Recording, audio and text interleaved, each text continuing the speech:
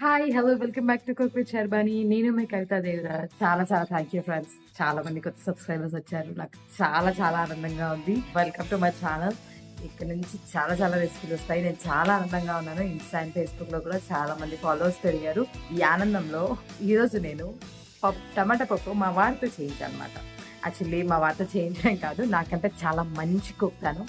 Actually నేను normal house wife cook అంతే. ఆయన మాత్రం షెఫ్ లెవెల్ అన్నమాట. చాలా బాగా చేస్తారు వంటలు.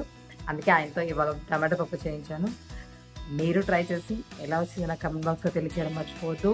And very very very thanks to new subscribers and already subscribers for sharing my video to all your friends. బాగా ఇంగ్లీష్ వచ్చేసింది కదా! Very important. సబ్స్క్రైబ్, పక్కనే ఉన్న బెల్ ఐకాన్ ఇది మాత్రం అసలు మర్చిపోవద్దు.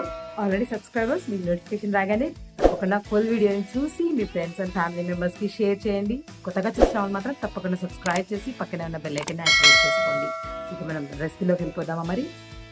Let's go. నేను వీడియో తీస్తుంటాను, ఆయన చేస్తుంటారు, మీరు చూస్తుండండి. ఒక థిక్ పీస్ బౌల్ తీసుకున్నారు, ఆయిల్ వేసేసారు. దాని తర్వాత పచ్చిమిరపకాయలు మన కారం తగ్గట్టు వేసేసుకోవాలి. దాని తర్వాత ఉల్లిపాయలు, నేను ఒక పెద్ద సైజు ఉల్లిపాయ మాత్రం తీసుకున్నాను. చూసారా మా వారు అలా సపరేట్ చేస్తారనమాట.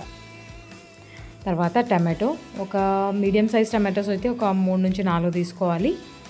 పెద్దవి అయితే 3 సరిపోతాయి. పసుపు, ఉప్పు అయితే మనకి దొడ్డుప్పు వేసుకున్నారు.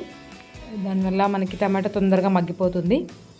కొంచెం మూత పెట్టి మగ్గించుకుంటే చూసారా ఎంత త్వరగా మగ్గిపోయిందో. బాగా మగ్గిన దీంట్లో కొద్దిగా కలర్ కోసం కారం వేస్తున్నారు. దానివల్ల మనకి పప్పు కలర్ బాగుంటుంది, టేస్ట్ కూడా కొంచెం డిఫరెంట్గా బాగుంటుంది.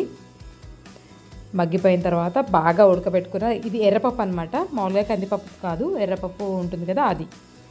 బాగా ఉడికించుకొని మెదిపిన పప్పు అనమాట, దాన్ని వేసేసి అది మరుగుతున్నప్పుడు ఇంకో సైడ్ దీనికి పోపు నెయ్యితో పెట్టారనమాట.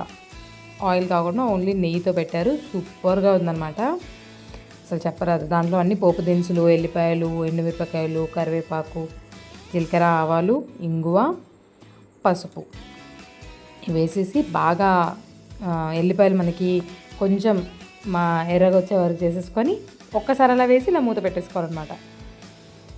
సూపర్ స్మెల్ అండి, తప్పకుండా ట్రై చేయండి. చెప్పాను కదా, ఒక్క పూటలో అయిపోయింది మాదైతే, చాలా బాగా అయింది.